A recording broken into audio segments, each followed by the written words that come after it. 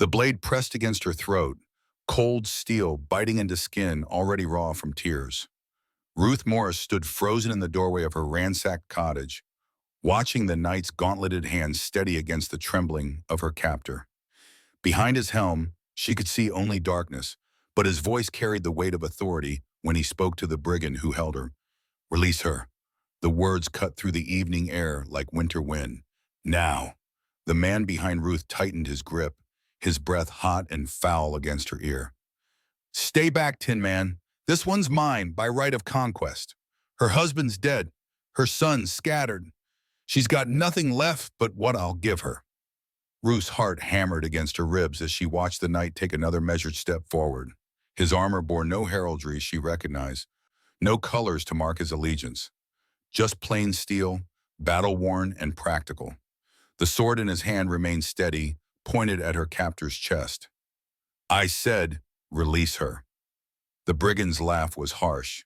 "And what will you do if I don't? Kill me? Then you'll never know where the others went. Her boys might still be breathing somewhere in these woods. Might be they're already dead, but you'll never find out if you run me through." Ruth felt the world tilt beneath her feet. Her sons. Timothy Collins had been with them when the raiders came. Barely 16 and trying so hard to be a man. The other boys from the village, some younger, some older, all taken when the smoke cleared and the screaming stopped. The knight's helm turned slightly toward her, and though she couldn't see his eyes, she felt the weight of his attention. Something in his posture shifted, a subtle change that spoke of decision made.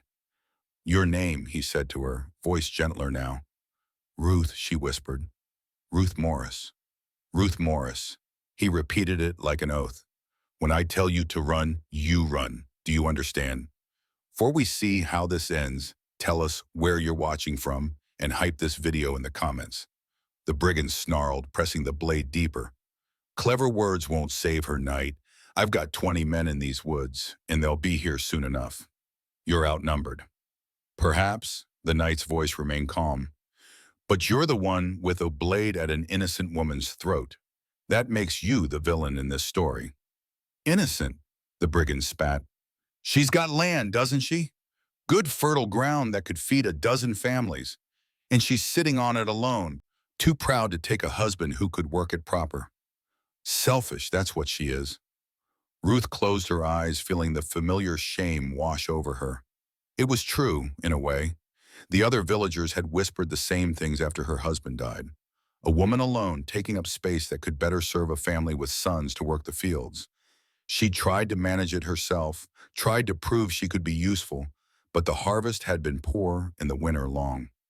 "Open your eyes, Ruth Morris." The knight's voice cut through her spiral of self-doubt. When she obeyed, she found him watching her again, his sword still trained on her captor, but his attention somehow focused entirely on her. "You are not selfish for existing. You are not a burden for breathing. Do you hear me?" The words hit her like a physical blow. No one had spoken to her like that since her husband died. No one had looked at her and seen a person worthy of defense rather than a problem to be solved or a resource to be claimed. The brigand shifted behind her, impatient.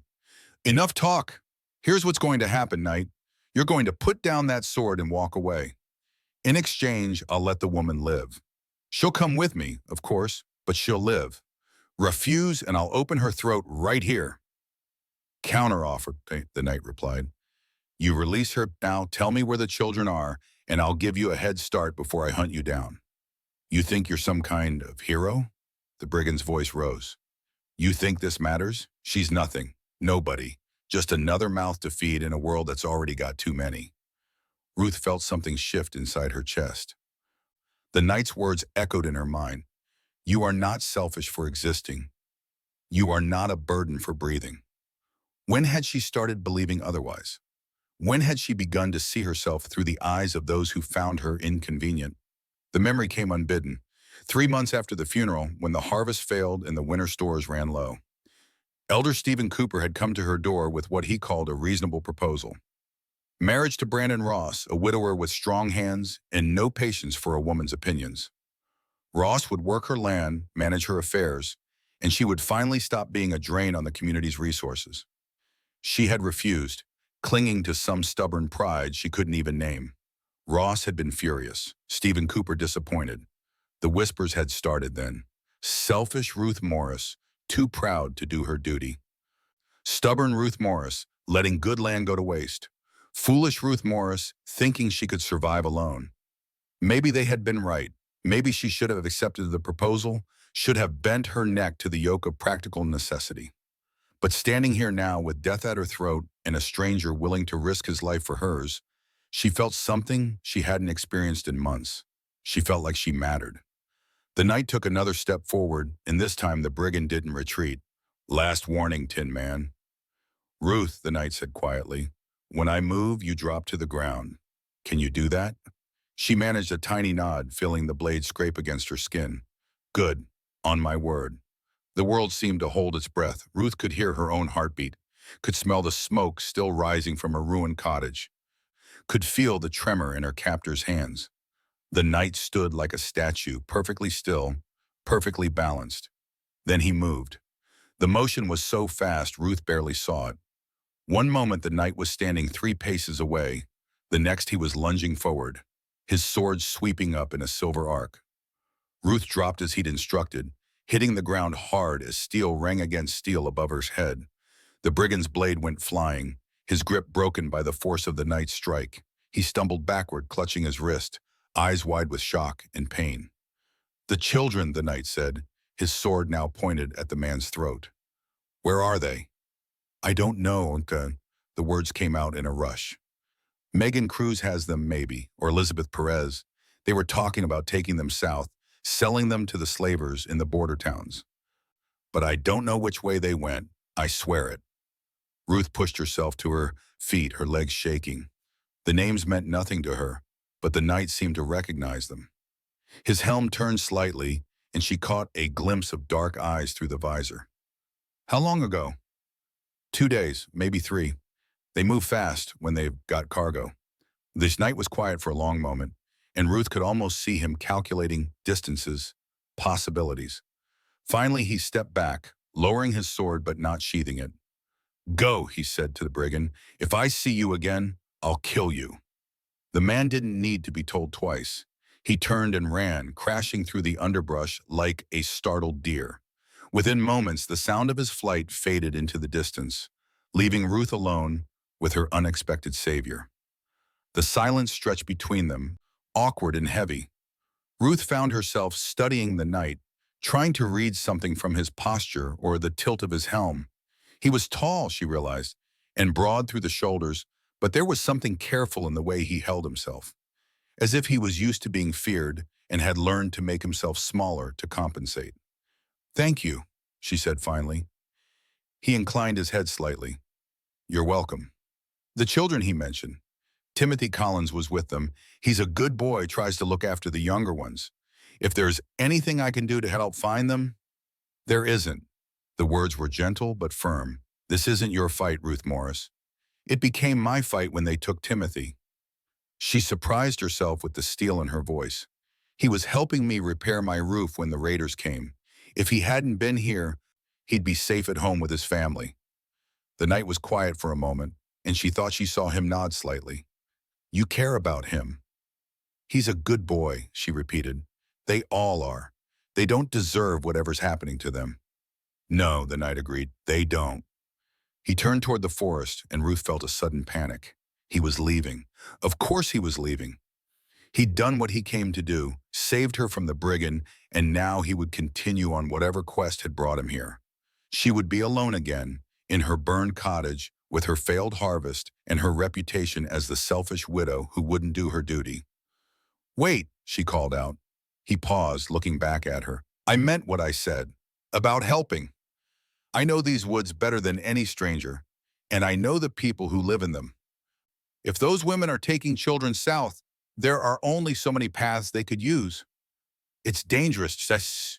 Everything is dangerous." The words came out harder than she'd intended. "Staying here is dangerous. Living alone is dangerous. Being a woman in a world that thinks you're worthless is dangerous. At least this way the danger means something."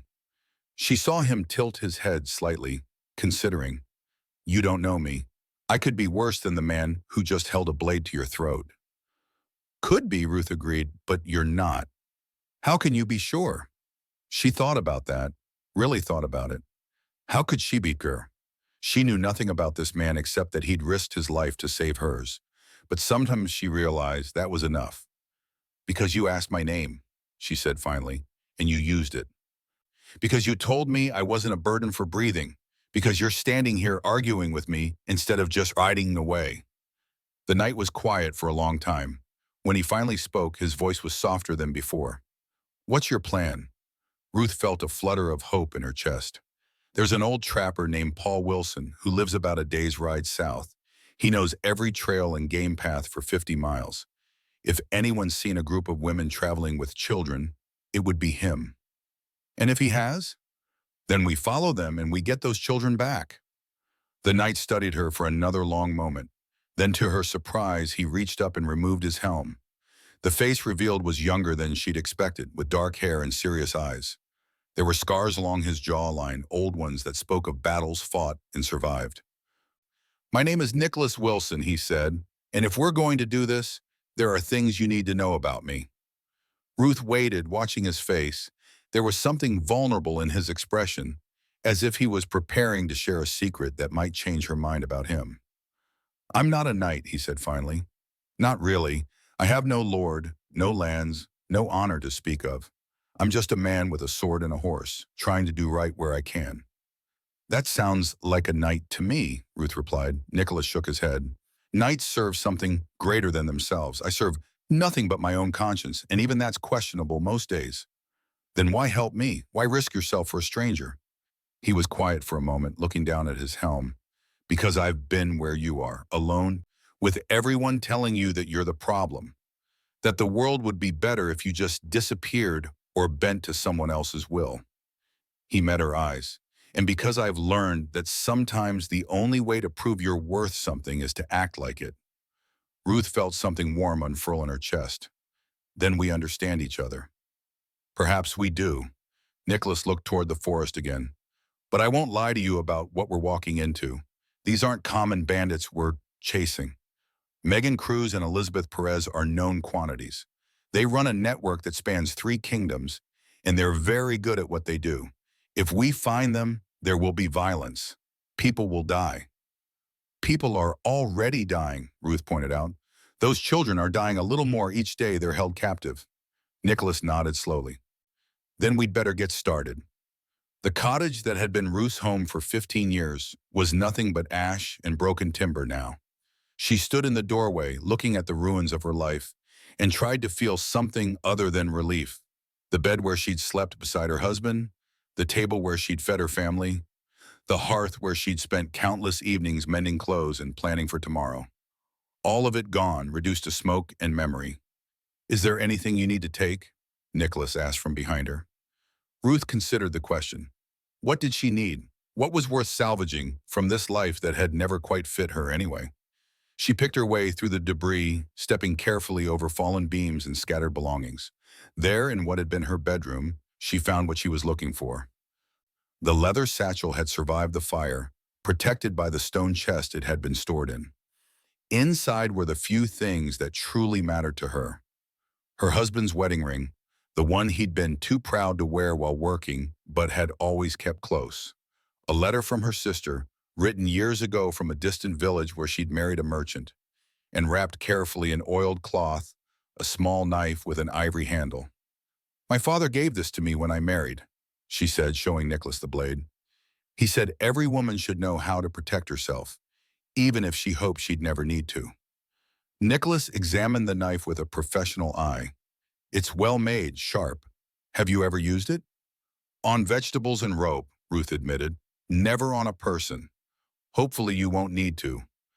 But it's good that you have it. She tucked the knife into her belt, surprised by how natural the weight felt there, as if it belonged. They left the ruined cottage as the sun began to set, walking through the village that had been Ruth's world for so long. The other houses stood intact, their windows glowing with warm firelight, their chimneys sending up trails of smoke that spoke of families gathered around dinner tables. Normal life, continuing as if nothing had changed. But everything had changed, at least for Ruth. She was no longer the widow Morris who lived alone in the cottage by the woods. She was no longer the problem that needed solving or the burden that needed bearing. She was Ruth Morris, walking beside a man who had risked his life for hers, heading into danger by choice rather than circumstance. Second thoughts? Nicholas asked, noticing her backward glance. No, Ruth said and meant it. Just saying goodbye. They walked in comfortable silence for a while, following the old cart track that led south toward Paul Wilson's territory. The moon was nearly full, casting silver light through the trees and making the path easy to follow. Ruth found herself studying her companion as they walked, noting the way he moved with quiet confidence, how his eyes constantly scanned their surroundings for threats. You said you've been where I am, she said eventually, alone with everyone thinking you're the problem. Nicholas was quiet for so long she thought he wouldn't answer. When he finally spoke, his voice was careful, measured. I was born the second son of a minor lord, not important enough to inherit, not unimportant enough to ignore. My father had plans for me, marriage to cement an alliance, service to a greater house, the usual expectations. He paused, stepping over a fallen log. I had different ideas. What kind of different ideas? I thought a man should be guided by his actions, not his bloodline. I thought power should serve the people, not the other way around. He shrugged. I thought a lot of things that made me inconvenient. Ruth nodded, understanding. So you left. I was asked to leave, firmly, with the suggestion that if I returned, it would be to find my inheritance had been given to someone more suitable. I'm sorry. Nicholas glanced at her, surprised. Why, man? You didn't exile me? Because it's a hard thing to lose your place in the world. To have the people who should love you decide you are not worth the trouble. They walked on, the silence between them different now. More intimate, somehow. Ruth found herself thinking about the choices that had led her to this moment. The refusal to remarry, the determination to manage her land alone, the stubborn pride that had made her a target for gossip and disapproval. Do you regret it, she asked. Leaving, I mean, losing your family. Some days, Nicholas admitted, when I'm cold and hungry and sleeping in the rain, I think about the warm bed I could have had if I just kept my mouth shut and done as I was told. But then I remember what that bed would have cost me. Your soul? My sense of who I am, my ability to look at myself in the mirror and feel like the person looking back was worth knowing. Ruth understood that feeling. She'd felt it herself in the months after her husband's death, when the pressure to remarry had been strongest. The sense that accepting would have meant becoming someone else, someone smaller and more convenient. The boy you mentioned, Nicholas said, changing the subject. Timothy Collins, tell me about him. Ruth smiled, the first genuine smile she'd felt in days. He's got his father's stubbornness and his mother's heart. Smart as anything, but he tries to hide it because he thinks it makes him seem weak. He's been helping me with repairs around the cottage since his father died last winter. His father died? Fever took him, along with 3 other men in the village, left Timothy to look after his mother and 2 younger sisters. Ruth's expression darkened. Mary Carter has been trying to arrange a marriage for him, says a boy his age needs a man's guidance. But Timothy wants to finish his apprenticeship with the blacksmith first, wants to be able to provide properly for whoever he marries. Sounds like a good boy. He is. That's why we have to find him. They crested a small hill, and Nicholas pointed toward a distant glow through the trees. Is that Wilson's place? Ruth squinted at the light. Should be. He lives in an old hunting lodge, keeps it well maintained despite being alone most of the time. Alone by choice? His wife died in childbirth 20 years ago, along with the baby. He never remarried, never seemed interested in trying again. Just retreats further into the woods each year, like he's trying to disappear entirely. Nicholas nodded thoughtfully. Men like that often see things others miss. They notice patterns, changes in the normal flow of things. They approached the lodge carefully, both of them aware that a man living alone in the wilderness might not welcome unexpected visitors. The building was larger than Ruth had remembered, built of solid stone and timber that had weathered decades of storms. Light spilled from several windows, and smoke rose from 2 separate chimneys. Nicholas called out when they were still 20 paces away. Paul Wilson, we're friends, seeking information. May we approach? A door opened and a figure appeared in the doorway. Even at a distance, Ruth could see the crossbow in his hands. "State your business," came the reply, voice rough from disuse. "We're looking for children," Ruth called out. "Taken by raiders 3 days ago. We were told you might have seen something." The crossbow lowered slightly. "Ruth Morris, that you?" "It's me, Paul." The weapon disappeared entirely, and Paul Wilson stepped out of his lodge. He was a tall man, made taller by his gaunt frame, with wild gray hair and eyes that seemed to see everything at once. As they approached, Ruth noticed he moved with the fluid grace of someone who spent his life in the wilderness. "Heard about the raid," he said without preamble. "Saw the smoke from here. Figured you were dead." "Nearly was," Ruth replied. "This is Nicholas Wilson. He helped me." Paul's eyes shifted to Nicholas, taking in the armor, the sword, the careful way he held himself. "Wilson, any relation to the Wilsons of North March?" "Distantly," Nicholas replied, his voice neutral. Paul nodded as if that explained something. "Come inside. We need to talk." The interior of Paul Wilson's lodge was a study in organized chaos. Maps covered every available wall surface, marked with pins and colored strings that traced routes through the wilderness. Shelves lined the room, filled with books, scrolls, and carefully labeled jars containing herbs and preserved specimens. A massive table dominated the center of the space, its surface covered with more maps, along with sketches of people and detailed notes written in a cramped hand. "You're tracking them," Nicholas observed, studying the wall displays. "I track everyone who moves through these woods," Paul replied, lighting additional candles to brighten the room. "It's how I stay alive out here. Knowledge is the only currency that matters when you're alone." Ruth moved closer to the table, examining the sketches. One showed a woman with sharp features and calculating eyes. Another depicted someone younger with elaborate braided hair. Names were written beneath each drawing in Paul's careful script. "Megan Cruz and Elizabeth Perez," she read aloud. "Among others."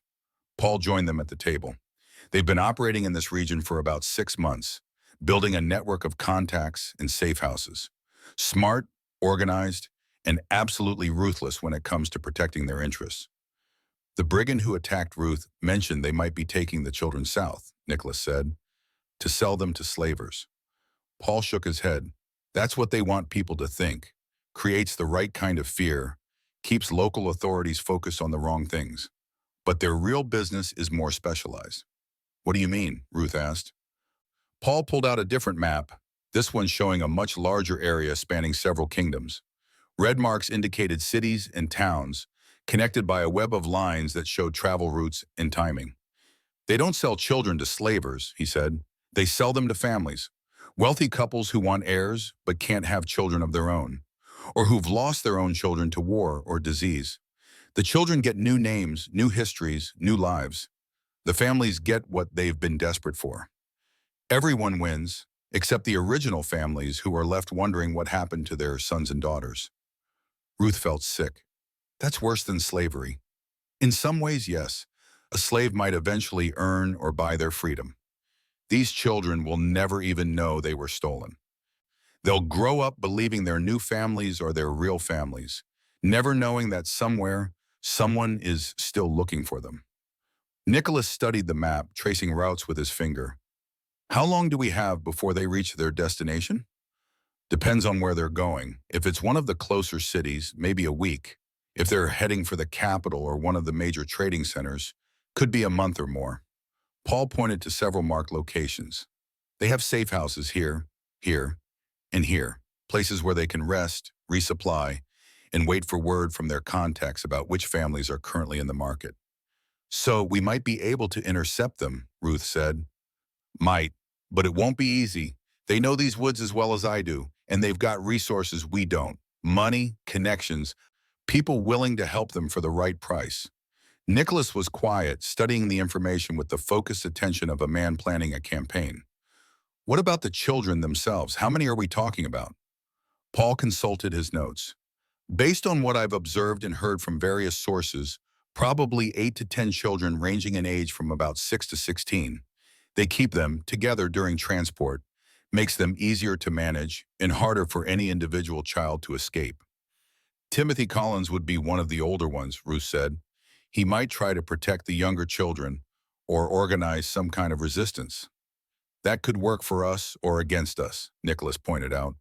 If he causes trouble, they might decide he's more liability than asset. The thought made Ruth's stomach clench. Timothy was brave, but he was also young and probably terrified. The idea of him trying to be a hero and getting himself killed in the process was almost too much to bear. There's something else, Paul said, his voice grim. Something you need to know before you decide to go after them. Ruth and Nicholas waited. They're not just criminals. They're connected to people in power, people who profit from their work and protect them in exchange. If you interfere with their operation, you're not just making enemies of a few child thieves. You're challenging a network that reaches into noble houses and royal courts. Are you trying to talk us out of this? Nicholas asked. I'm trying to make sure you understand what you're walking into. If you succeed, if you actually manage to rescue these children and expose the network, there will be consequences. People will come looking for you. Your names will be known to individuals who have the resources to make you disappear permanently.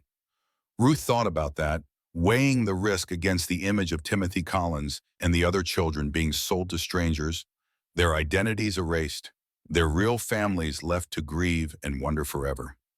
Then we'd better make sure we do this right the first time, she said. Paul studied her face for a long moment, then nodded approvingly. In that case, you'll need more than good intentions and sharp steel. You'll need information, supplies, and a plan that accounts for multiple contingencies. He moved to one of his shelves and began pulling down items. Maps, more detailed than the ones on the wall. A collection of small bottles filled with various substances. Several pieces of equipment Ruth didn't recognize. The route they're most likely to take leads through Millbrook Pass, he said, spreading out a topographical map. It's the fastest way south, and it offers several branching paths if they need to change direction quickly. But it also has a weakness. Nicholas leaned over the map. Here? Exactly, there's a section where the path narrows between two cliff faces. Only one way in, one way out, and limited visibility around the curves. If you could get ahead of them and set up an ambush there, we could trap them, Ruth finished. Possibly, but you'd need to time it perfectly, and you'd need to be prepared for them to fight back. These aren't helpless merchants you're dealing with. They're professionals who've survived in a dangerous business by being smarter and more ruthless than their competition. Nicholas traced the route on the map, calculating distances and travel times. How long would it take us to reach this point? If you push hard and don't encounter any delays, maybe 2 days, but they've got a head start and they know the terrain. It'll be close. Ruth felt a familiar flutter of uncertainty. 2 days of hard travel through unfamiliar territory, chasing dangerous criminals who had every advantage except surprise. The rational part of her mind whispered that this was madness, that she was going to get herself and Nicholas killed for nothing. But then she thought about Timothy Collins, probably scared and trying to be brave for the younger children. She thought about those children's families, waiting and hoping and slowly realizing that their sons and daughters might never come home.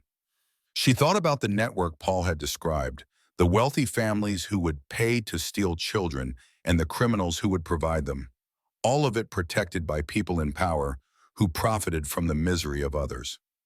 What else do we need to know? She asked. Paul smiled, and for the first time since they had arrived, he looked genuinely pleased. Now you're asking the right questions. The pre-dawn air was crisp and sharp. Sea sharp, carrying the scent of pine and the distant promise of rain. Ruth adjusted the pack Paul had given her, testing the weight and balance as Nicholas checked their horses one final time. The animals were Paul's contribution to their mission. Sturdy mountain ponies bred for endurance rather than speed, capable of covering rough terrain without tiring quickly. Remember, Paul said, handing Nicholas a small leather pouch, the powder in the red vial will put someone to sleep for several hours, but use it sparingly. Too much and they won't wake up at all. The blue vial is for pain. The green one will help with infection if anyone gets wounded. Ruth secured her new supplies, marveling at how much her life had changed in the space of a single day. Yesterday morning she had been Ruth Morris, the inconvenient widow, alone in her cottage, and resigned to a future of gradual decline and social disapproval. Now she was Ruth Morris, the rescuer, unarmed and mounted and riding toward danger with a purpose that felt more real than anything she'd experienced in years. "The children will be scared," she said, thinking out loud. "When we find them, they'll be terrified of everyone, including us.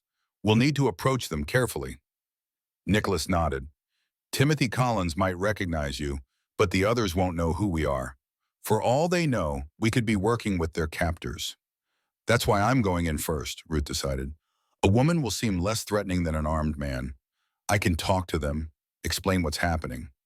And if it's a trap, if Cruz and Perez are expecting rescue attempts and have prepared accordingly."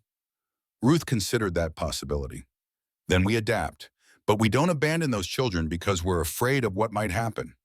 They rode out as the first pale light of dawn began to filter through the trees, following game trails and old logging roads that Paul had marked on their map. The pace was steady but not punishing, designed to cover ground efficiently while preserving the horses' strength for when they would need it most. As they traveled, Ruth found herself thinking about the life she was leaving behind. The cottage was gone, of course, but even if it had survived the fire, she wasn't sure she would have wanted to return to it. The woman who had lived there, who had spent her days tending a small garden and her evenings mending clothes by candlelight, felt like a stranger now. Someone she had been pretending to be because it was easier than figuring out who she really was. "Do you think we'll succeed?" she asked Nicholas as they paused to water the horses at a small stream. "I think we'll try," he replied. "Sometimes that's all you can do. Try your best and hope it's enough." "That's not very reassuring." Nicholas smiled, the expression transforming his serious face. "Would you prefer I lie to you, tell you everything will work out perfectly and no one will get hurt?" "No," Ruth admitted. "I'd rather know what we're really facing." "Then here's what we're really facing. We're two people with limited resources, chasing a group of professional criminals who have every advantage except surprise. The odds are against us succeeding. The odds are even worse for us surviving if we do succeed and make enemies of the network Paul described." Ruth waited, sensing there was more. "But," Nicholas continued, "we're also two people who have nothing left to lose and everything to gain. We're fighting for something that matters, something worth the risk. That counts for more than you might think." They remounted and continued south, the terrain gradually becoming more rugged as they climbed into the foothills. Ruth's muscles protested the unaccustomed exercise, but she pushed through the discomfort, focusing on the rhythm of her horse's gait and the steady progress they were making toward their goal. Around midday, they encountered their first sign that they were on the right track. Nicholas spotted it first, a small piece of cloth caught on a thorn bush beside the trail. The fabric was rough homespun, the kind used for children's everyday clothing. "Could be from anyone," Ruth said, examining the scrap. "Could be, but it's fresh, and it's the right size for a child's garment." Nicholas studied the surrounding area, looking for other signs of passage. They came this way, probably yesterday morning. Ruth felt her heart rate increase. They were getting closer. Somewhere ahead, Timothy Collins and the other children were being transported like cargo, probably frightened and confused and wondering if anyone was looking for them. "We're going to find them," she said, as much to convince herself as to reassure Nicholas. "Yes," he agreed, "we are." They pressed on, following the trail as it wound deeper into the mountains. The path was well maintained despite its remote location, clearly used regularly by traders and travelers moving between the various kingdoms. Ruth began to understand why Cruz and Perez had chosen this route.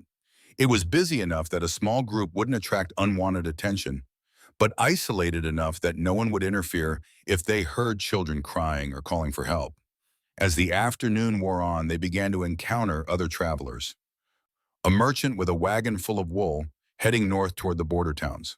A family of pilgrims making their way to a shrine dedicated to some saint Ruth didn't recognize.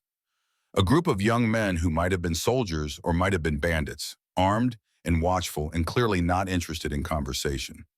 Each encounter required careful navigation. They needed information about who else was using the road, but they couldn't afford to draw attention to themselves or reveal what they were really doing.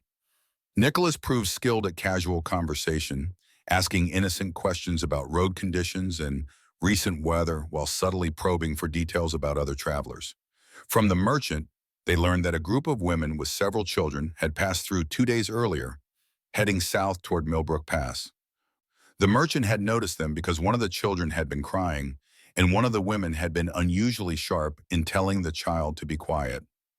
From the pilgrims, they heard rumors about increased bandit activity in the region and warnings to be careful about traveling alone or in small groups. The pilgrims had seen armed men watching the road from concealed positions, though they hadn't been bothered. The young men who might have been soldiers said nothing useful, but their presence was information in itself. Too many armed groups in one area usually meant something significant was happening. Either there was valuable cargo moving through that needed protection, or there was conflict brewing that would soon spill over onto the roads. "We're getting close," Nicholas said as they made camp that evening in a sheltered grove well off the main trail. "Tomorrow we should reach the pass Paul told us about." Ruth nodded, checking her weapons for the third time that day. The knife her father had given her, the small crossbow Paul had provided, and a short sword Nicholas had insisted she carry despite her protests that she didn't know how to use it properly. "Are you frightened?" Nicholas asked. "Terrified," Ruth admitted, "but also excited, if that makes sense. For the first time in months, I feel like I'm doing something that matters, something that's worth being afraid of." Nicholas poked at their small fire, sending sparks up into the darkening sky. "I understand that feeling. Do you, really? When I left my father's house, I was terrified too. Not just of what might happen to me, but of what I might discover about myself. What if I wasn't brave enough to make it on my own? What if all my high-minded principles crumbled the first time I got hungry or cold or lonely?" "And did they?" Nicholas was quiet for a moment. "Some of them. I've done things I'm not proud of, made compromises I swore I'd never make. But the core of who I am, the part that matters most, that survived, sometimes that's the best you can hope for." Ruth understood. She'd been afraid of the same thing, afraid that beneath her stubborn refusal to remarry and her insistence on managing her own affairs, there was nothing but selfishness and pride. But sitting here now, preparing to risk her life for children she barely knew, she felt more like herself than she had in years. "Whatever happens tomorrow," she said, "I want you to know I'm grateful. For saving me, for believing I could help, for treating me like someone worth knowing." "Ruth Morris," Nicholas said seriously, "you are worth knowing. Don't let anyone ever convince you otherwise." The morning brought along in the distant sound of running water, both signs that they were approaching Millbrook Pass. Ruth woke stiff and sore from sleeping on the ground, but her mind was sharp and focused. Today, they would either rescue the children or die trying. There didn't seem to be much middle ground. Nicholas was already up, studying Paul's map by the gray pre-dawn light. "The narrowest section of the pass is about 2 miles ahead," he said quietly. "If we're going to set an ambush, that's where we need to be." Ruth rolled up her bedding and secured it to her horse, moving with the efficiency of someone who had learned to break camp quickly. "How do we know they haven't already passed through?" "We don't, but if they have, we'll track them and find another opportunity. This isn't our only chance, just our best one." They rode through the lifting fog, following the trail as it climbed steadily toward the pass. The sound of water grew louder, revealing itself to be a fast-moving stream that paralleled the path. Ruth could see why this route was popular with travelers. The grade was manageable for loaded wagons, there was fresh water available, and the surrounding forest provided both shelter and fuel for fires. It would also provide excellent cover for an ambush, she realized. The trees grew close to the trail on both sides, and there were numerous boulders and fallen logs that could conceal waiting attackers. If Cruz and Perez were as professional as Paul had suggested, they would be watching for exactly this kind of trap. "There," Nicholas said, pointing ahead to where the trail curved between two steep rock faces. "That's the bottleneck Paul mentioned." Ruth studied the terrain with new eyes, trying to see it as a battlefield rather than just a pretty mountain pass. The narrow section was perhaps 50 yards long, with sheer stone walls rising on both sides. Anyone caught in that space would have limited options for escape or maneuver. "We need to be careful," she said. "If we're wrong about their route or their timing, We could end up trapped ourselves. Nicholas nodded. That's why we're not going to position ourselves in the pass itself. We'll set up here, where we can see anyone coming from either direction and still have room to retreat if necessary. They found a good observation point among the rocks above the trail, close enough to intervene if their targets appeared but far enough away to avoid being spotted by casual travelers. Nicholas unpacked a small spyglass, one of Paul's many useful contributions to their mission. Now we wait, he said. Waiting, Ruth discovered, was harder than traveling. When they were moving, she could focus on the immediate challenges of navigation and staying in the saddle.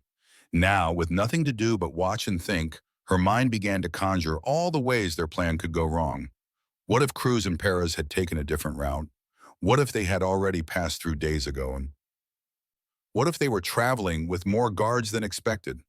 What if the children had been separated from the main group? What if Timothy Collins was already dead, killed for trying to protect the younger ones? Stop, Nicholas said quietly. Stop what? Whatever you're thinking about. I can see it on your face and it's not helping. Ruth tried to clear her mind, but the anxious thoughts kept circling back. How do you do it? How do you stay calm when everything could go wrong? I don't stay calm. I just try to focus on what I can control instead of what I can't. Nicholas adjusted his position slightly, keeping his eyes on the trail below. We've done everything we can to prepare. We have good information, decent equipment, and a solid plan. The rest is out of our hands. That's not very comforting. It's not meant to be comforting. It's meant to be true. They settled into a routine of watching and waiting, taking turns with the spyglass and sharing the dried food Paul had packed for them.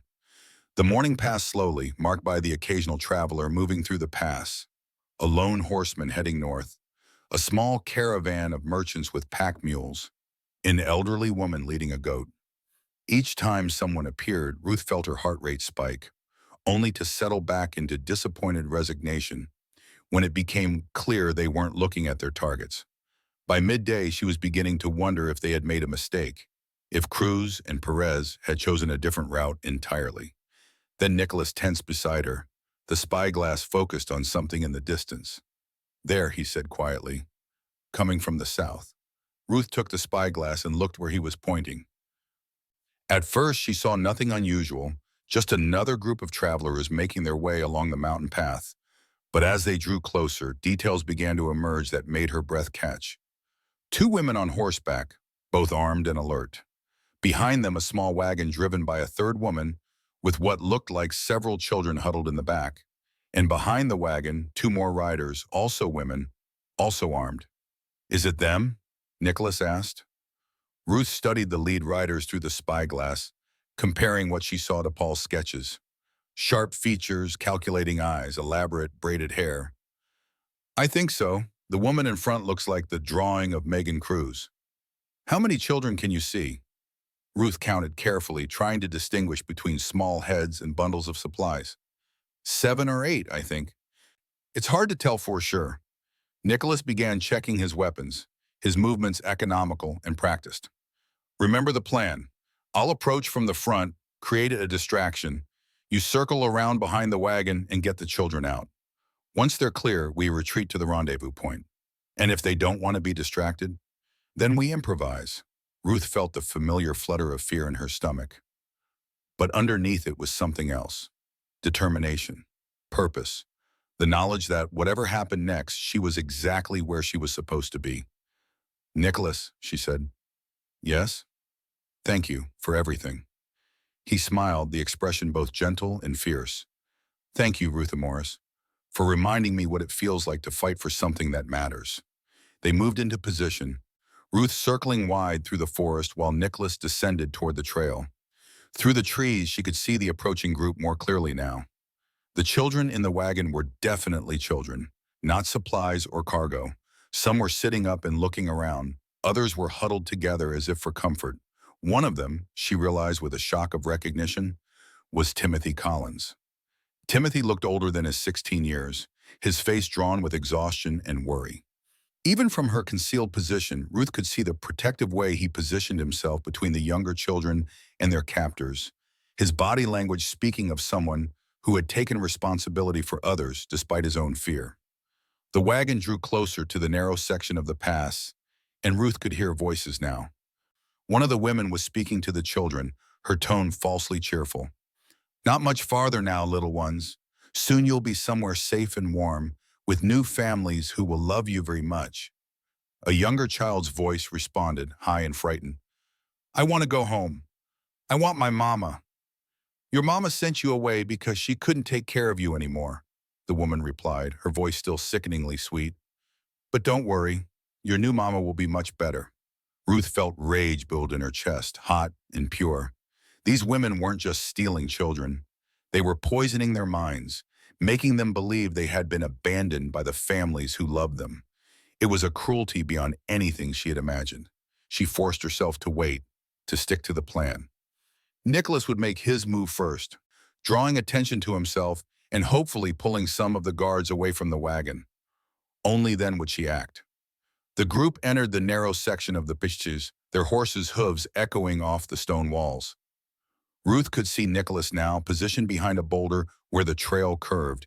He was waiting for the perfect moment when the lead riders would be past him, but the wagon would still be approaching. Then everything happened at once. Nicholas stepped from behind his cover, his sword drawn but held in a non-threatening position. "Ladies," he called out, his voice carrying clearly in the confined space. "I wonder if you might spare a moment to speak with me." The lead rider, the woman Ruth had identified as Megan Cruz, reined in her horse and studied him with calculating eyes. "And you are?" "Someone who's very interested in the children you're transporting." Cruz's hand moved to the sword at her hip, but she didn't draw it yet. "These children are traveling with their guardians to new homes. I'm afraid I don't see how that concerns you." "Their guardians?" Nicholas's voice carried a note of skeptical amusement. "Is that what we're calling kidnappers now?" The pretense dropped away like a discarded cloak. Cruz drew her sword in one smooth motion, and the other riders followed suit. "Kill him," she ordered. But Nicholas was already moving, diving to one side as the nearest rider spurred her horse forward. Steel rang against steel as he parried her attack, his own blade flashing in the afternoon sunlight. Ruth knew this was her moment. While the guards were focused on Nicholas, she broke from her concealment and sprinted toward the wagon. The driver saw her coming and reached for a crossbow, but Ruth was faster. She tackled the woman from the side, both of them tumbling from the wagon seat to the rocky ground. "Timothy!" Ruth shouted as she struggled with the driver. "Get the children out of there!" Timothy Collins looked up at the sound of his name, his eyes widening with recognition and hope. "Ruth? Ruth Morris?" "Get them out," she repeated, managing to pin the driver's crossbow arm. "Get them to safety." Timothy didn't hesitate. He began helping the younger children climb down from the wagon, his voice urgent but calm. "Come on, everyone, we're getting out of here. Stay together and follow me." But their escape route was blocked. Elizabeth Perez, the second woman from Paul's sketches, had wheeled her horse around and was bearing down on the fleeing children, her sword raised. Ruth felt time slow to a crawl. She was still fighting with the wagon driver, unable to break free in time to help. Nicholas was engaged with two other attackers, unable to reach the children. Timothy was trying to shield the younger ones with his own body, but he had no weapon, no way to defend them.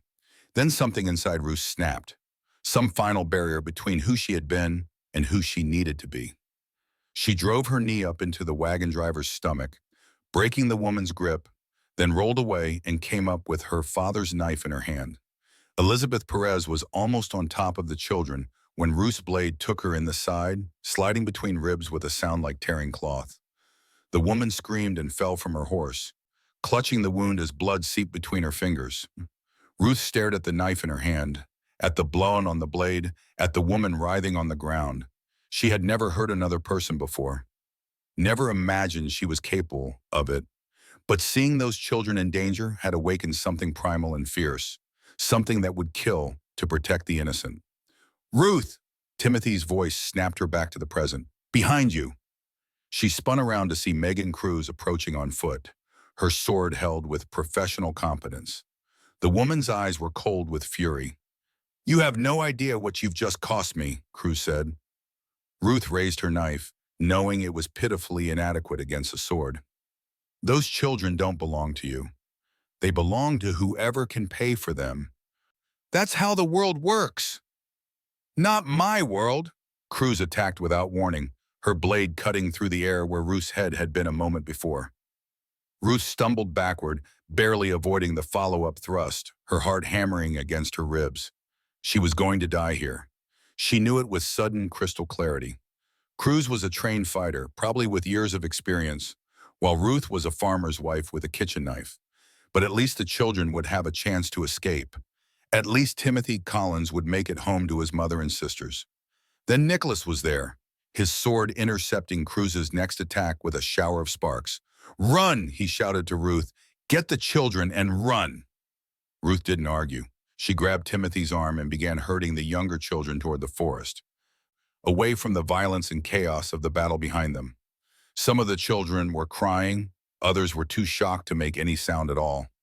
All of them were traumatized and terrified, but they were alive and they were free.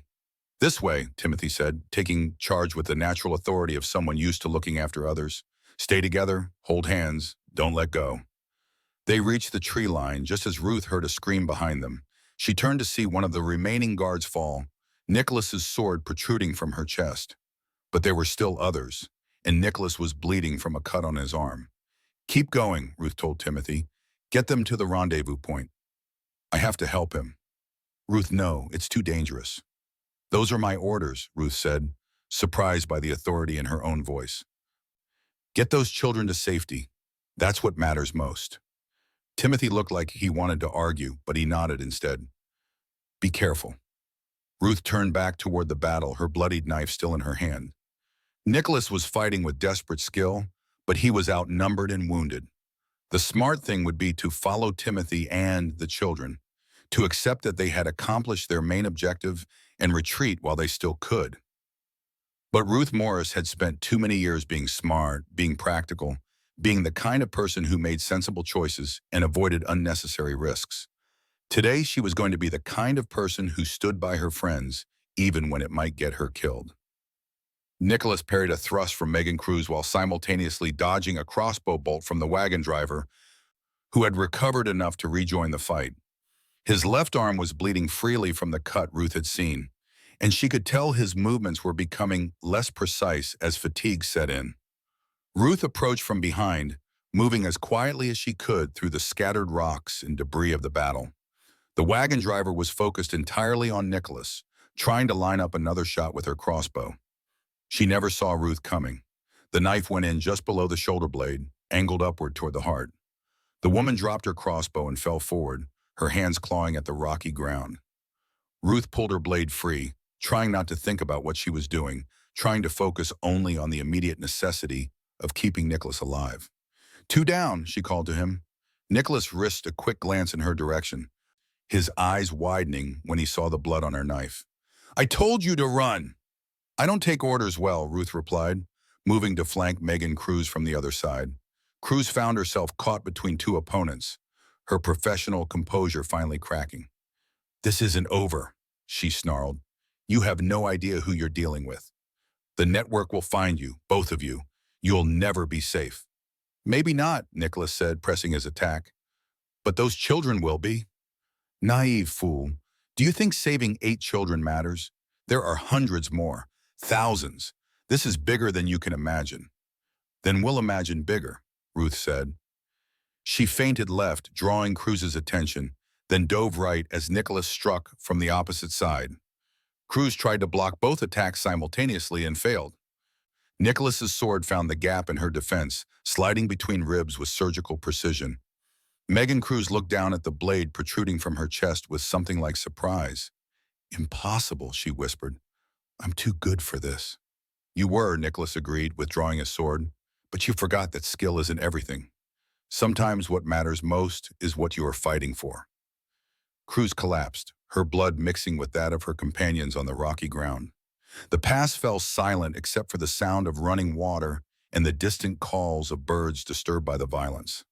Ruth looked around at the carnage, at the bodies of the women who had stolen children and sold them like livestock. She felt no satisfaction, no sense of victory, Just a hollow exhaustion and the knowledge that necessary things were sometimes terrible things. "We need to go," Nicholas said, binding his wounded arm with strips torn from his shirt. "If Cruz was telling the truth about the network, there will be others coming to investigate when this group fails to report in." Ruth nodded, wiping her knife clean on the grass before sheathing it. "The children? Should be at the rendezvous point by now. Timothy Collins seems like a capable young man." They gathered what supplies they could from the abandoned wagon, including money that would help get the children home safely. Ruth found a leather satchel containing detailed records of the network's operations, names and locations that could be valuable to the right authorities. "Paul will want to see this," she said, tucking the satchel into her pack. "If we make it back to Paul." Ruth looked at Nicholas, noting the pallor of his face and the way he favored his injured arm. "How bad is it?" "I'll live, but we need to move quickly. Loss of blood and shock will slow me down if we wait too long." They made their way through the forest toward the rendezvous point, following game trails and natural landmarks Paul had taught them to recognize. Ruth found herself taking the lead, her senses sharp and alert for any signs of pursuit or ambush. When had she become the kind of person who could navigate through wilderness and watch for enemies? When had she developed these skills she never knew she possessed? The answer, she realized, was that she had always possessed them. They had simply been buried under years of being told she was helpless. Years of accepting that her role was to be protected rather than to protect others. The events of the past few days hadn't changed who she was. They had revealed who she had always been. They found Timothy and the children huddled in a small clearing beside a stream, exactly where Paul's map had indicated. The boy had done well, keeping the group together and calm despite their recent trauma. Some of the younger children were sleeping, exhausted by fear and adrenaline. Others sat quietly, staring at nothing with the hollow eyes of those who had seen too much. "Ruth!" Timothy jumped up when he saw them approaching. "Are you all right? We heard fighting." "We're fine," Ruth assured him, though she could see Nicholas swaying slightly on his feet. "How are they?" "Scared, confused. They keep asking when they can go home." Timothy's voice was carefully controlled, but Ruth could hear the strain underneath. "I told them soon, but I don't really know what happens next." "What happens next is we get you all home safely," Ruth said with more confidence than she felt. "But first we need to rest and tend to wounds." She helped Nicholas sit down beside the stream, examining his injured arm more carefully. The cut was deep but clean, and the bleeding had mostly stopped. With proper care, it would heal without complications. As she cleaned and bandaged the wound, using supplies from Paul's medical kit, Ruth became aware that the children were watching her with a mixture of curiosity and awe. To them, she must seem like some kind of warrior woman, someone who fought battles and rescued prisoners. The idea was both flattering and terrifying. "Are you really going to take us home?" asked a small girl with tangled blonde hair. "Yes," Ruth said simply. "That's exactly what we're going to do." "What about the bad women? Will they come after us?" Ruth considered how to answer that question honestly without terrifying the child further. "The bad women can't hurt you anymore, but there might be other bad people who try to stop us from getting you home. That's why we have to be very careful and very brave." "I can be brave," the girl said solemnly. "Timothy taught us how." Ruth looked at Timothy Collins, seeing him with new eyes. He was still just 16, still technically a child himself, but he had stepped up when others needed him. He had protected the younger children, kept them calm and organized, and helped them escape when the opportunity arose. Whatever happened to him in the future, he would never lack for courage or character. "Timothy," she said, "I need you to help me with something important." "Anything." "Some of these children are from villages I don't know, places I've never been. You've traveled more than I have, worked with traders and merchants. Do you know how to get them home?" Timothy nodded slowly. "Most of them, yes. There are 3 from Milford, that's about 2 days north of here. 2 from Riverside, maybe a day east. The others," he frowned thinking, "I think I can figure it out. People talk, you know. They mention where they're from, what roads they took to get places." "Good, because we're going to need that information." Nicholas stirred beside her, his eyes opening. "How long was I out?" "Just a few minutes. How do you feel?" Like I've been stabbed and lost too much blood, but I'll manage. He sat up slowly, looking around at the children. Everyone accounted for? All 8, Timothy confirmed, plus me makes 9. 9 children who need to get home safely, Ruth said, and a network of criminals who will be looking for us once they realize what happened to their operation. Nicholas nodded grimly. We can't take them all at once. Too conspicuous, too hard to protect. We'll need to split them into smaller groups. Take different routes. I've been thinking about that, Ruth said. What if we don't take them anywhere? What if we bring their families to them? The idea was audacious and complicated, but as Ruth explained her reasoning, it began to make sense. Rather than trying to transport 9 traumatized children across hostile territory while being hunted by criminals, they would establish a secure location and send word to the families to come collect their sons and daughters. Paul's Lodge, Nicholas said, understanding immediately. It's defensible, well-supplied, and far enough off the main roads to avoid casual discovery. Exactly. And Paul knows these mountains better than anyone. If the network sends people after us, he'll see them coming long before they reach the lodge. Timothy looked uncertain. But how do we get word to the families? Some of them are days away, and they don't even know their children are still alive. Ruth had thought about that too. We send messengers, trusted people who can travel fast and avoid attention. They carry letters explaining what happened and where the families can find their children. What messengers? Nicholas asked. We can't exactly post notices in the local taverns. The merchant we met on the road yesterday, Ruth said. He was heading north toward the border towns. If we could catch up with him, offer him enough money, he might be willing to carry messages to some of the northern villages. And for the others? We find other messengers, pilgrims, traders, anyone heading in the right direction who can be trusted with the information. Nicholas considered the plan, weighing risks and benefits. It could work, but it means staying in one place for an extended period, possibly weeks. That gives the network more time to organize a response.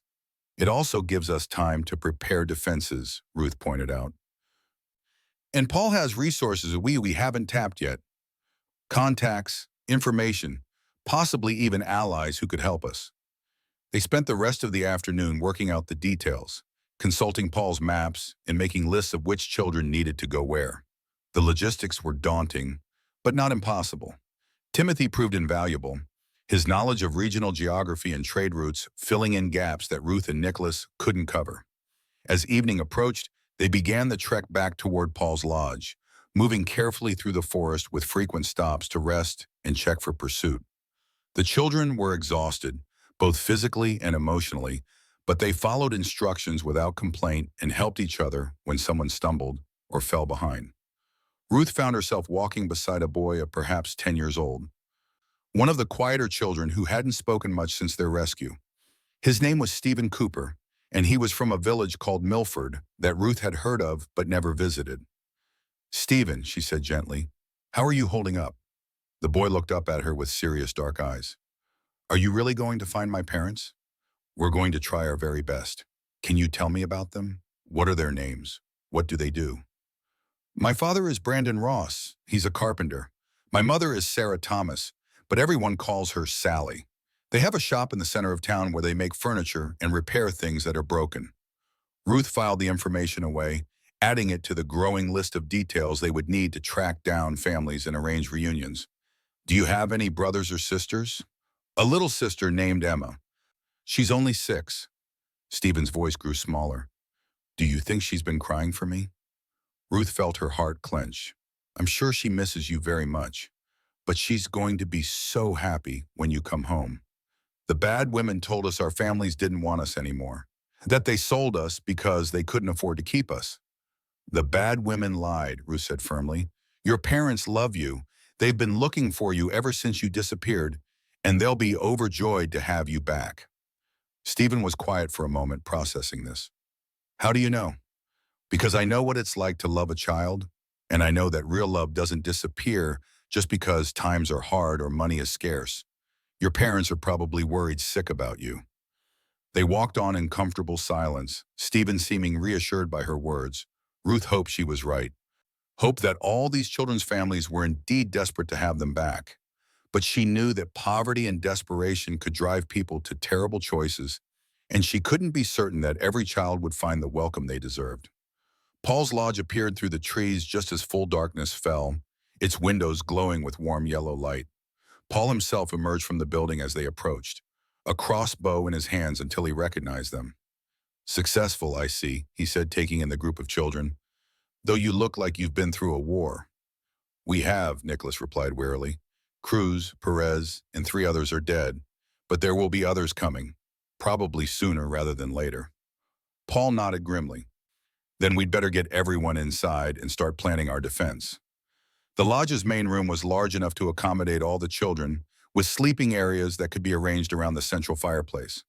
Paul had supplies of food, blankets, and medical equipment that would keep everyone comfortable while they waited for families to arrive. As the children settled in for the night, Ruth found herself standing by one of the windows, looking out into the darkness and thinking about everything that had changed in the past few days. A week ago, she had been a lonely widow with no purpose beyond surviving from one day to the next. Now she was a rescuer of children, a killer of criminals, a woman with a mission that mattered more than her own safety.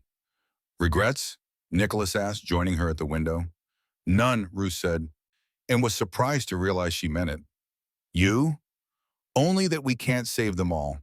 Cruz was right about that much. There are hundreds more children out there, maybe thousands." "Then we save the ones we can," Ruth said simply, "and maybe we inspire others to do the same."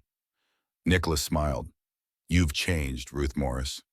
"Have I? Or have I just finally become who I was always meant to be?" "Does it matter?" Ruth considered that. "I suppose not. What matters is what we do next." Outside, the wind picked up, carrying the scent of rain and the promise of storms to come. But inside the lodge, 9 children slept safely for the first time in days, watched over by 3 adults who had chosen to risk everything for their freedom. It was a beginning, Ruth thought. Not an ending, but a beginning.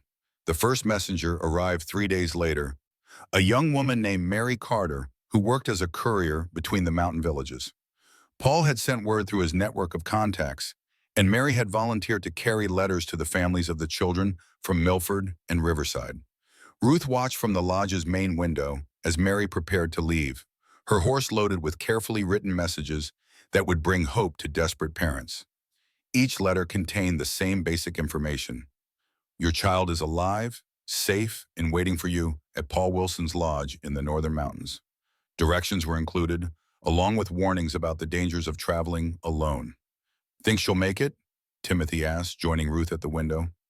"Paul trusts her, and he doesn't trust easily," Ruth replied. "She knows these mountains, knows how to avoid the main roads where the network's people might be watching."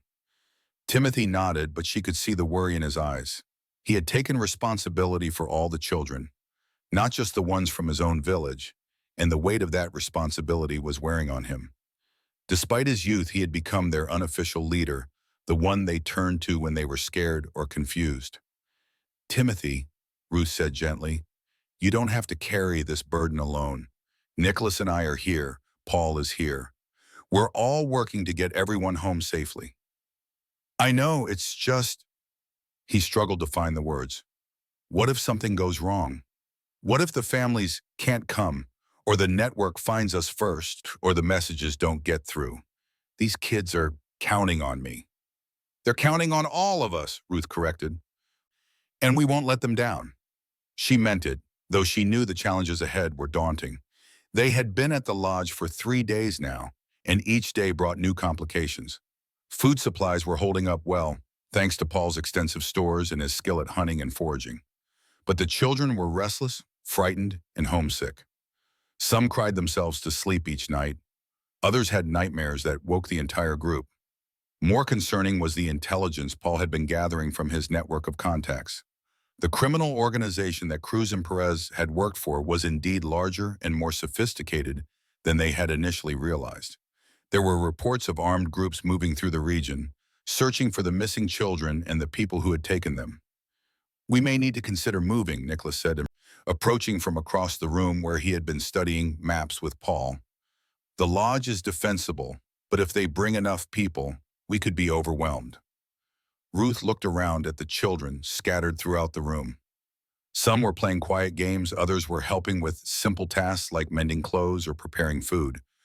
All of them looked more relaxed than they had during those first terrifying hours after the rescue, but they were still fragile, still traumatized by their ordeal. Moving them again would be hard on them, she said. They're just starting to feel safe here. I know, but their safety might depend on staying ahead of pursuit. Paul joined their conversation, his weathered face grim. There's another option. We could split them up, hide them in different locations throughout the mountains. Harder for the network to find them all, easier for individual families to collect them when they arrive. Ruth considered the proposal.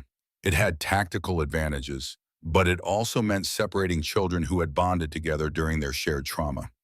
Timothy, in particular, had become a stabilizing influence on the younger ones, and splitting the group would remove that support structure. What do the children think? She asked. We haven't asked them, Nicholas admitted. Then we should. They're the ones most affected by these decisions. They should have a voice in making them. It was an unusual approach, consulting children about matters of strategy and security. But then Ruth reflected, nothing about their situation was usual. These weren't ordinary children anymore. They were survivors of kidnapping and trafficking. Young people who had been forced to grow up quickly and learn to rely on their own judgment. Timothy gathered the children around the main fireplace, explaining the situation in terms they could understand. There were bad people looking for them, and they had to decide whether to stay together in one place or split up into smaller groups that might be safer, but would mean being separated from friends. The discussion that followed was more sophisticated than Ruth had expected. Stephen Cooper, the 10-year-old from Milford, pointed out that staying together made them easier to find, but also easier to defend.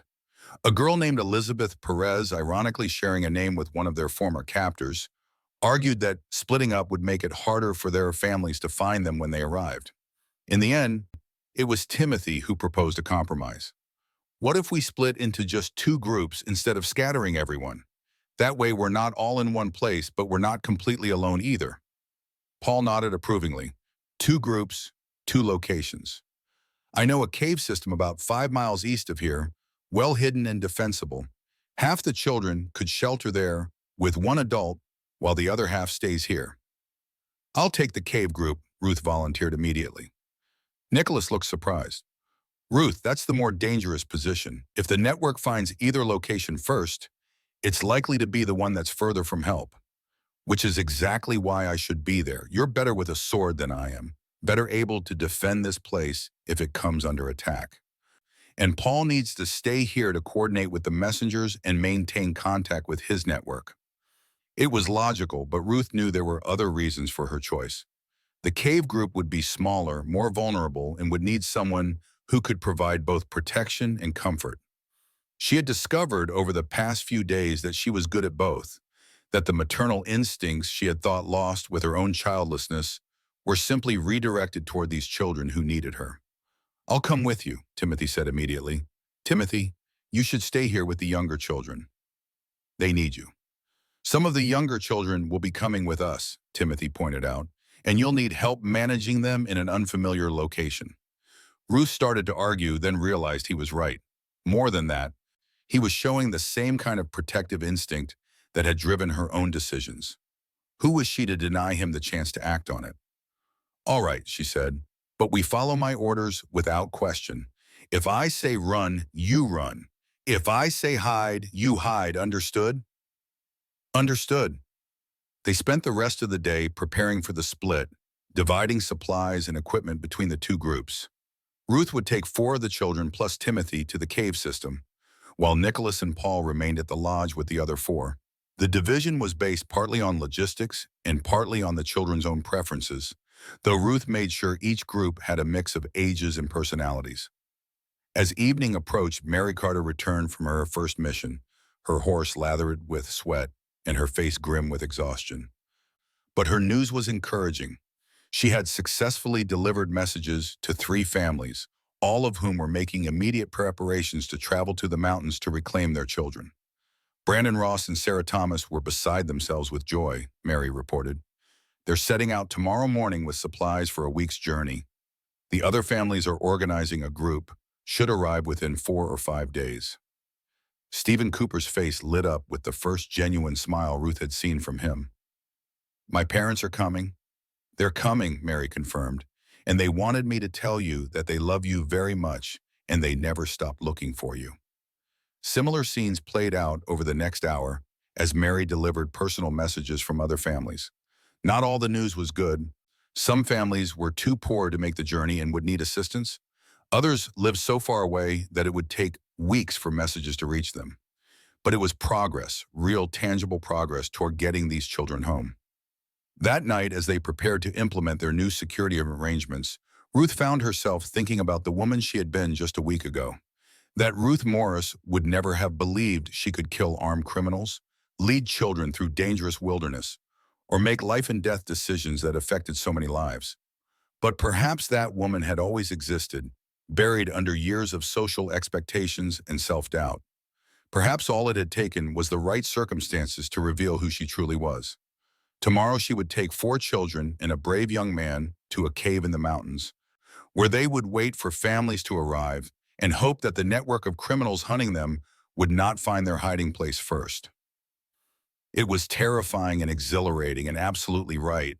The cave system Paul had described was more extensive than Ruth had expected, a network of interconnected chambers carved from the mountain by centuries of flowing water. The entrance was well concealed behind a curtain of hanging vines, invisible unless you knew exactly where to look. Inside, the main chamber was large enough to house their small group comfortably, with natural alcoves that provided privacy and storage space. Ruth stood at the cave entrance in the pre-dawn darkness, watching Timothy Weisbaum help the younger children arrange their sleeping areas.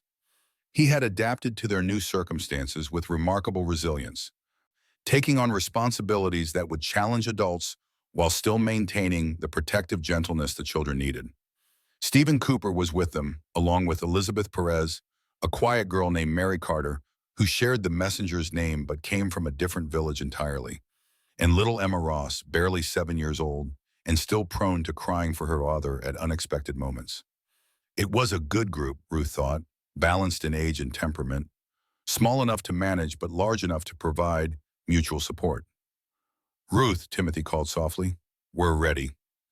She took one last look at the forest around them, checking for any signs of pursuit or surveillance, then retreated into the cave. Paul had provided them with supplies for a week, including oil lamps that would provide light without creating the telltale smoke of a fire. The cave stayed naturally cool, which would be comfortable during the day and only mildly chilly at night. "All right, everyone," Ruth said, gathering the children around her. "This is our new home for a while. It's not as comfortable as the lodge, but it's safe and hidden. The most important thing is that we stay quiet during the day, especially when we're near the entrance.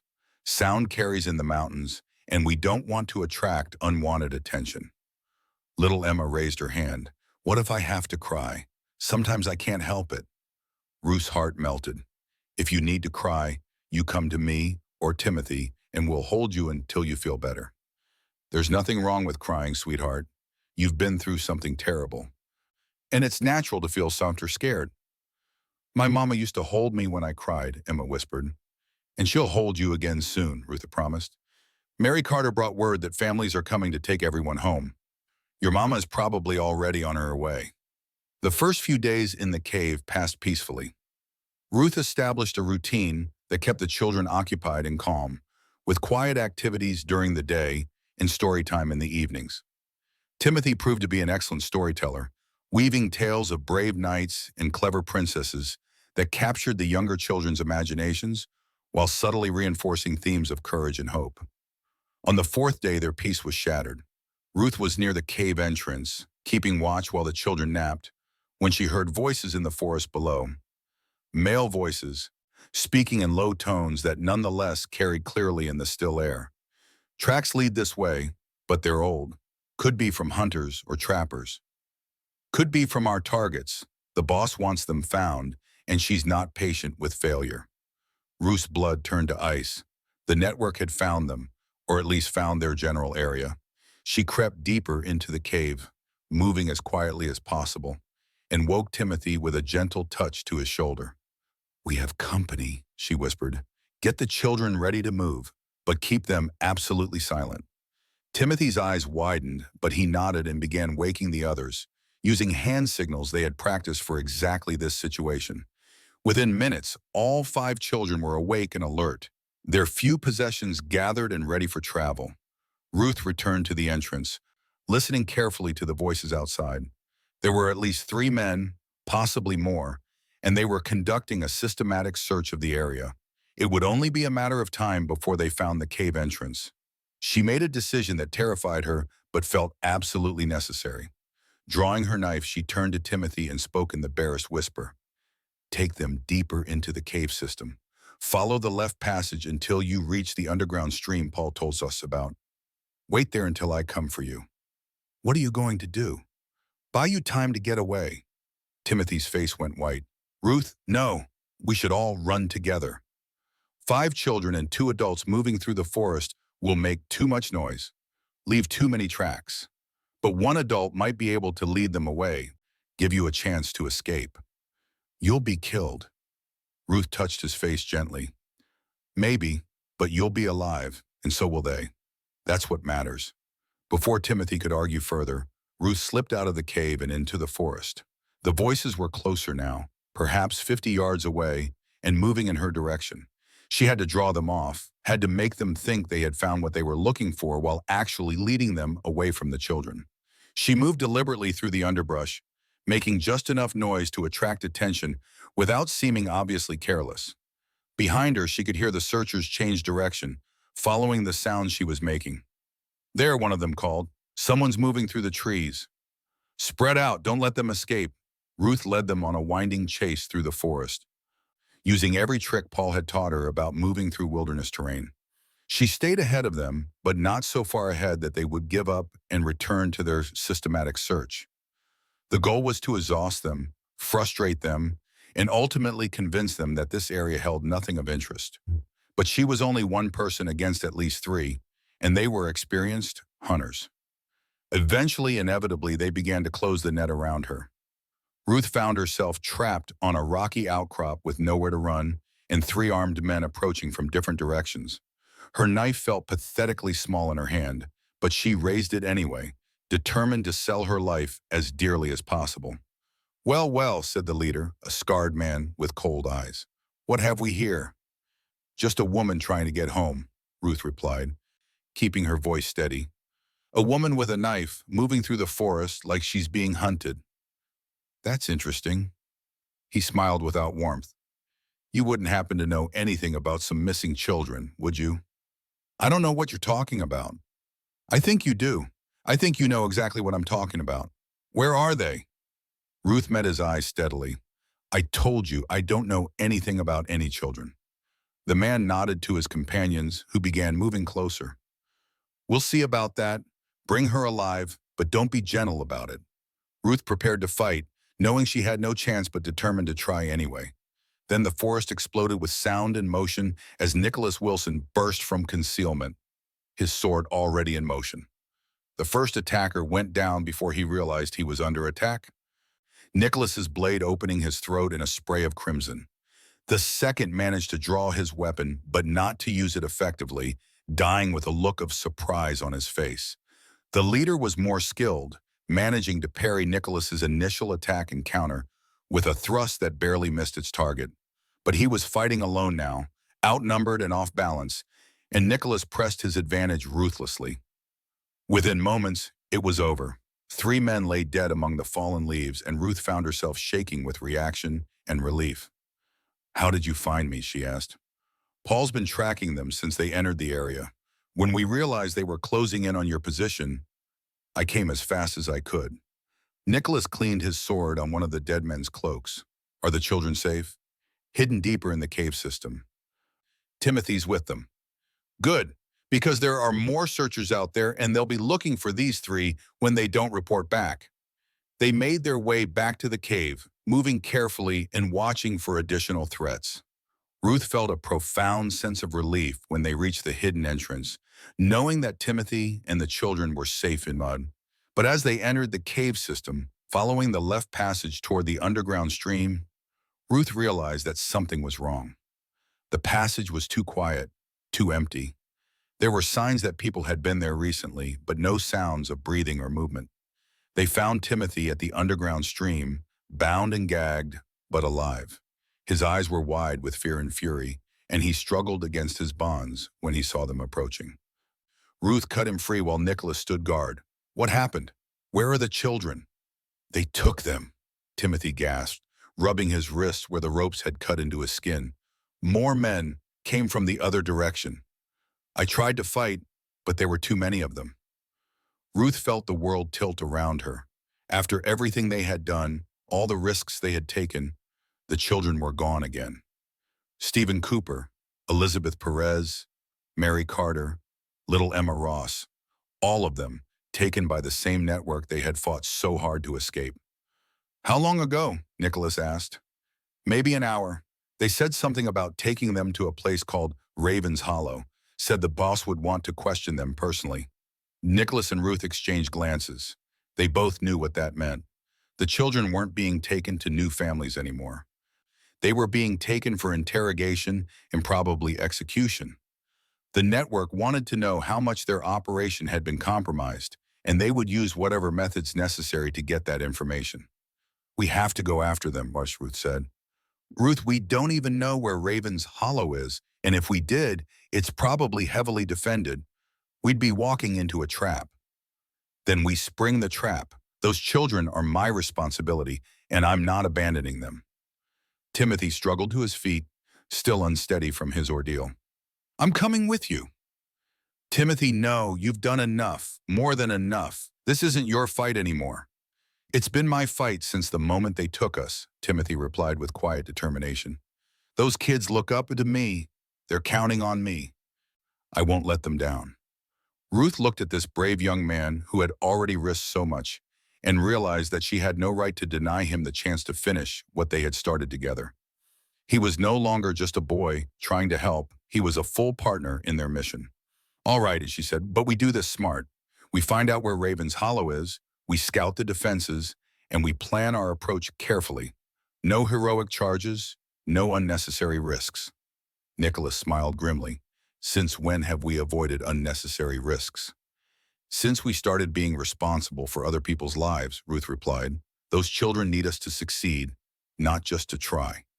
As they prepared to leave the cave system and begin their most dangerous mission yet, Ruth found herself thinking about the woman she had been when this all started. That woman would never have believed she could lead armed rescues, kill multiple enemies, or make the kind of life and death decisions that would determine whether innocent children lived or died. But that woman was gone, replaced by someone harder and more capable, someone who would do whatever was necessary to protect the innocent and defeat those who preyed on them. Ruth Morris, the inconvenient widow, had become Ruth Morris, the rescuer, and she would not stop until every child was safely home. The network had made a mistake when they took those children again. They had given her a new purpose, a new reason to fight, and this time, she intended to end the threat permanently.